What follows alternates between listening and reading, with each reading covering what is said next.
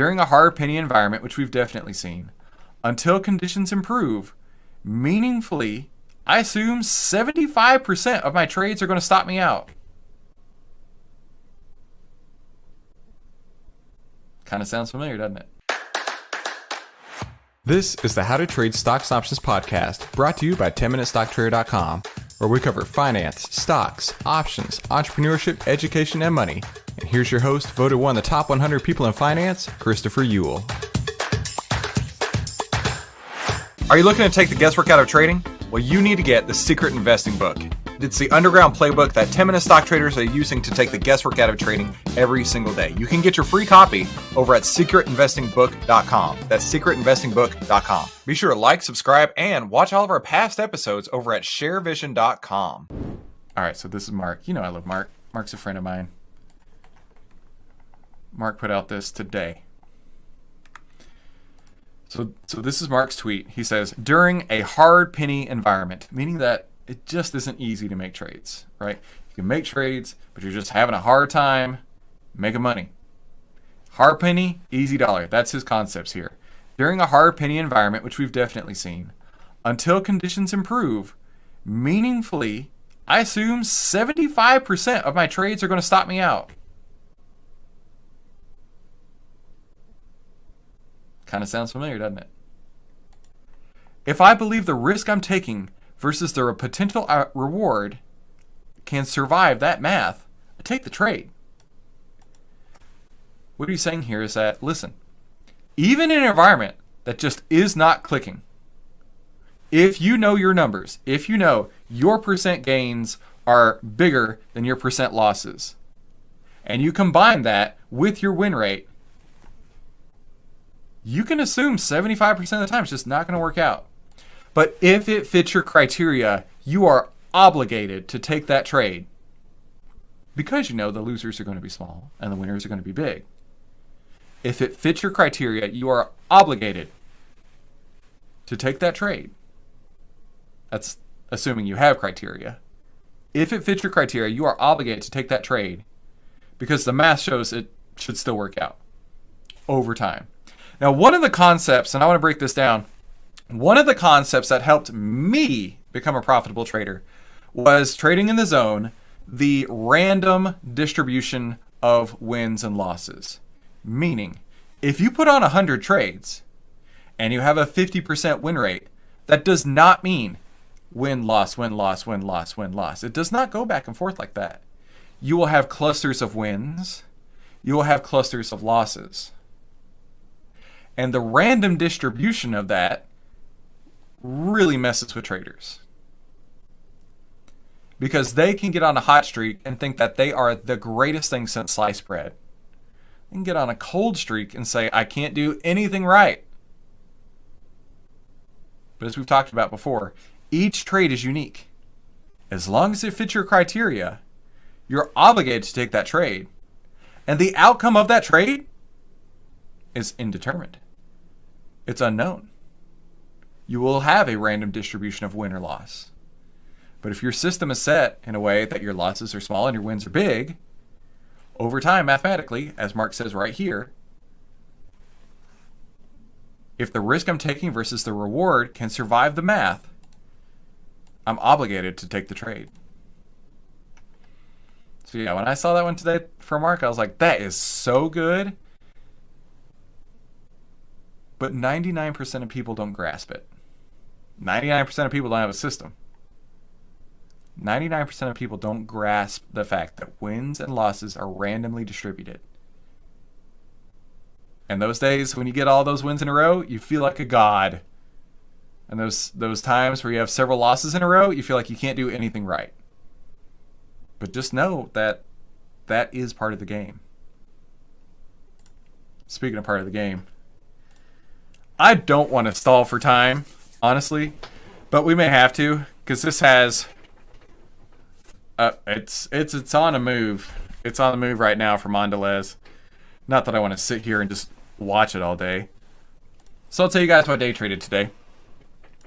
I had my entry signal here on this green line. I got in at, I believe it was 412.91 is what it was.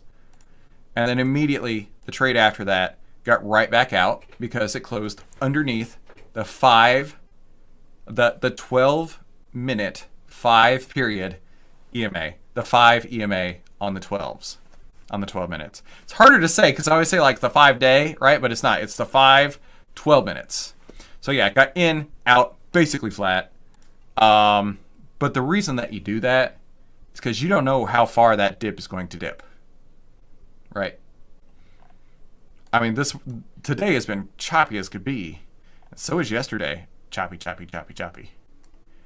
But you got to keep your risk in check because you legitimately don't know how far it's going to go.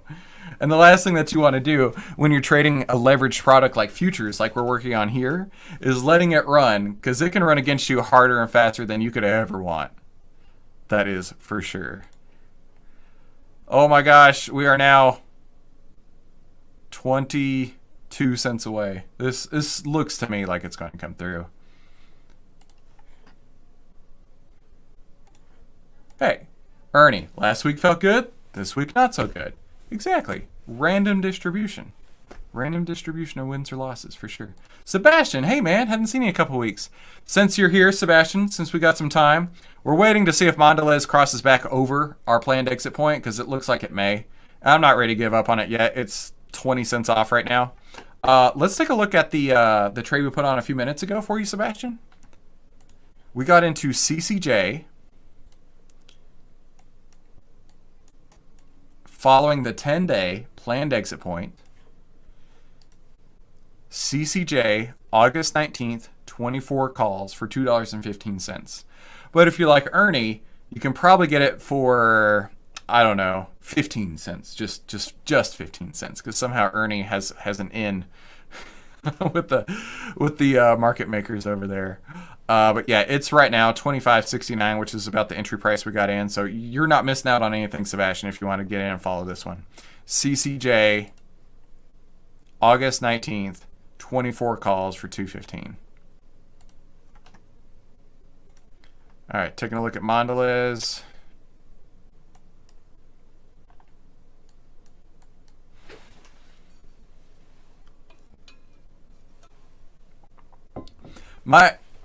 I'm really stalling for time now. My biggest pet peeve as a trader is when something is right near my planned exit point. I want it to be clearly through or clearly away from, not kissing it, right? Not next to it, not 28 cents off, 27 cents off of it. I want it to be so far away, either direction, that it's as clear as day what I need to do. This annoys me. But part of the game too. So let's look at this real quick. We have the 50 period. This is on the 12 minutes. And these are the entry and exit points we used earlier. This is the 50 period. The 10 period. Oh, no. Blue line's 10 period. Black line is 20 period. So if we were to look at this on its own, we would say the 10 is under the 20, but about to cross. Price is under the 50. That's a bearish trend, for sure. But we can also see right now that it is developing strength, and because it is in between the 2 points, really, we don't know where it's going to go. That's why I'm waiting.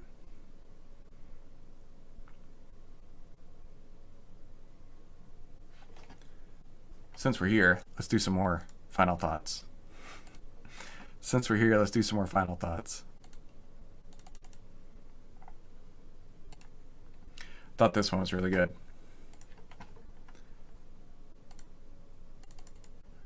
Most traders are afraid of trading.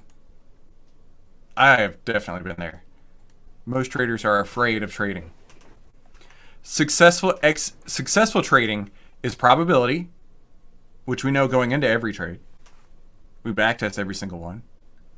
Probability plus execution, which means pulling the trigger, plus confidence in the system that what you're doing is right, and infinite repetition. That's really the way to win the game. Like, imagine, and this is, think about statistics, Monte Carlo analysis, think about math-based things, right? If you know that you have a coin flip 50-50. But if it lands on head, you'll make $1. If it lands on tails, you lose 50 cents. You should flip that until infinity, because you will, no matter what, come out ahead.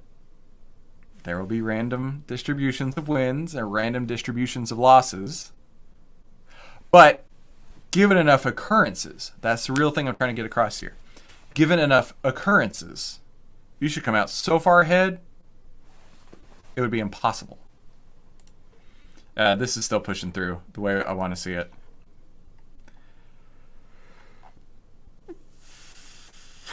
Oh, we got a 10-20 cross now on the 12-minute. Here's the thing, guys. If y'all want to bail, I totally get it. Your call. I'm going to wait out and see for another 10 minutes or so. Sebastian got 214. Sweet. Everybody got better prices than me today.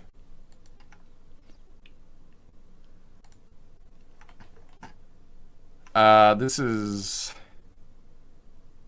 Oh, my math was off. Now it's 22 cents. It was 32 cents earlier. Yeah, we're 22 cents off right now. Brian can wait. Brian, what are you up to this weekend? All of you guys, what are y'all up to this weekend? Monday afternoon, I'm planning on taking my boys to the water park because it is the last week of summer. And I figure Monday's going to be like a great day when no one's going to be at the water park. They already know, but it's going to be after our trading room on Monday. And I definitely don't want to do it the night before school on Tuesday because they start on Wednesday. My wife, being the assistant principal now, oh my gosh, the amount of stress that she has. She's a perfectionist as it is. And, all right, funny story. So she and I talked one day recently because she is a perfectionist and she gets really anxious about like making sure things work, right? And whereas I'm like as chill as it comes, as you guys see, nothing really faces me. And I said, what is the level, like on a scale of like 1 to 10, how much stress you have to how much stress you perceive that I have? And she said, Chris, I feel like, and this is her speaking these words, she says, I feel like I am about to perform brain surgery all day, every day. I have so much stress. And you're a janitor. She says, that's the level of stress that you have, Chris, right? Just mopping some floors. And I was like, remember all the times I've said you need to meditate? I think it might be good for you. Because I used to be that way too. I used to be really hopped up all the time, anxious and nervous and upset about anything and everything. But meditating really changed my life. And my meditation practice is decently unconventional and honestly really boring. Because I saw some studies that said if you do it right when you wake up, like you wake up, you start your meditating, is the best time to do it because your brain is not like fully awake yet. You have like different brain waves and you're still almost in the sleep state, but you're not quite awake yet. And so that's when I do it. My alarm goes off at 5:30 because I like to get up early. And I roll over and I put on my headphones and I have several YouTube guided meditations I listen to. And I put my headphones on and half the time I fall back asleep. But that apparently is the best time to do it. So yeah, if you guys don't already have a meditation practice, I'd really recommend you find one. And it's super, super easy to do something like that. You just roll over, do a YouTube, just Google, go YouTube some guided meditations, find one you like, find one that resonates with you, and just let it play in the background as you're dozing after you wake up in the mornings. Easy as it comes. And you got to have that ability to turn off the stress, right? In American society, right, we're conditioned to always be in that hustle culture, right? Oh, I got to make this happen, or this happen, or this happen. Oh, I got to worry about this thing or that thing. And we don't ever have the time to unplug and de-stress. And my son and I were having a conversation about this today. I was like, God made the universe, and then God rested, right? Even God needed a day off. So there are times when I would really recommend just taking a break, unplug, relax, de-stress. And an easy way to do that is with meditation and exercising too. We just got a Peloton bike a couple weeks ago, and that's now part of my daily routine. And man, I have fun doing that. But meditation and relaxation kind of go together, right? They make your body produce things that it wouldn't have otherwise. Like if you're just sitting in a chair all day, you're not getting the same endorphin boost, and you're not getting the same use out of your body, the physical use out of your body, that you would otherwise.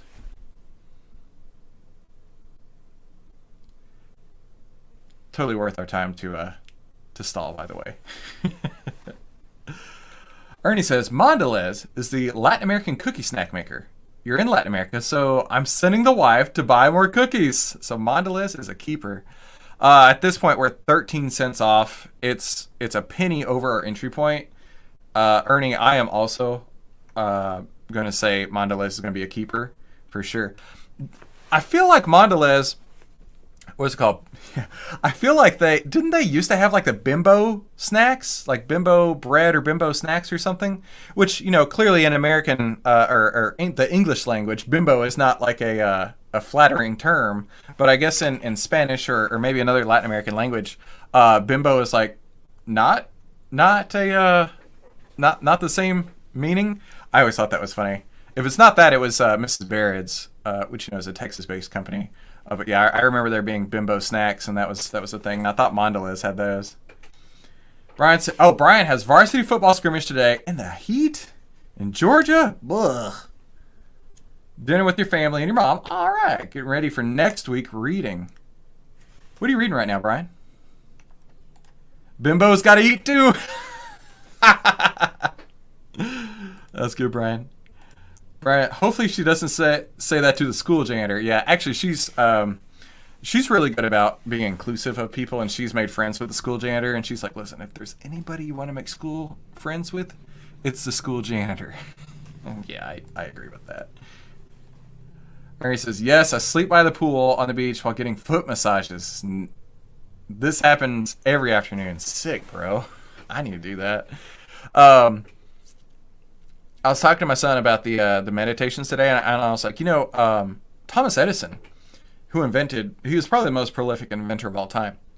He meditated, but he didn't know he was meditating, right? I read the story of him one time, and it was saying how he would have his best ideas when he would close his eyes and relax. And he said he was on the verge of falling asleep. And then all of a sudden, his brain would light up and he'd have this crazy idea. And that's legitimately how he came up with the light bulb and everything else he invented.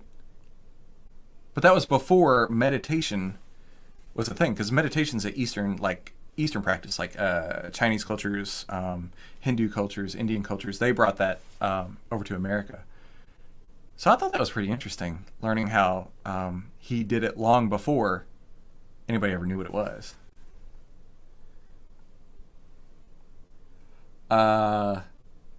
Ernie says the brand is in Honduras. Okay, you get the Bimbo bread. That makes sense. Gotcha. Brian says it un-Fs yourself. Yeah, no joke. No joke. Brian says the title's bad. Oh, that's the book you're reading. Oh, okay. Un-F Yourself by John Bishop. Very cool. Gary John Bishop. Very neat. Okay. Here's my mind. I'm making it up right now. Are you ready? And we can get on with our day, right? I appreciate you guys hanging with me.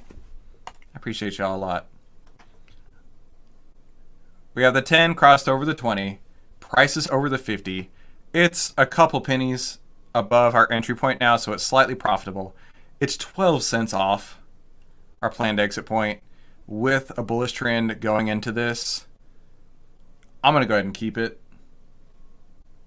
I mean, legitimately, this could go either way. So the risk to us is very, very low. So yeah, I'm comfortable with that. Look at that long tail too. Here's another great fact. When you see long tails like this, in fact, I'll circle it for you. When you see long tails like this, That's bullish. That means the bears tried and failed. Doesn't mean that they will fail. That's bullish. In fact, you can look over here. Right, here's another example. A long tail like that. The bulls tried and failed, and then it went down after that. I'm not saying that that will happen every time, but that's indicative of what that means. And we're literally 11 cents off from our planned exit point with it moving up on the intraday, so I'm going to leave it. So that leaves us with 2 trades on going into the weekend. We got Mondelez, makers of the bimbo bread. We got Mondelez, makers of the bimbo bread, basically looking at a flat position right now. Then we got CCJ. Looks like it's up a couple pennies since when we got in. And that is going to do it for us. Hey, thank you guys for hanging with me today. I appreciate y'all. I really enjoy hanging with you guys, talking to you guys, and kind of went off a little bit, off the script a little bit today, but that's all right.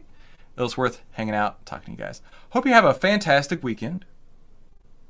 And Brian, don't get too hot out there. Ernie, don't enjoy that foot rub too much. Maria and everyone else, thank you all so much for coming today. We'll talk soon. Have a fantastic weekend. Hey, don't forget, before you head out, head to secretinvestingbook.com right now to get your free copy of The Secret Investing Book. This is how to finally get a positively unfair advantage in the stock market. And it has 13 of the secrets that Wall Street does not want you to know.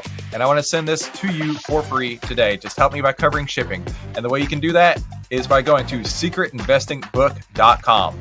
That's secretinvestingbook.com, and I'll ship this out for you right away. Thanks so much. I'll see you there.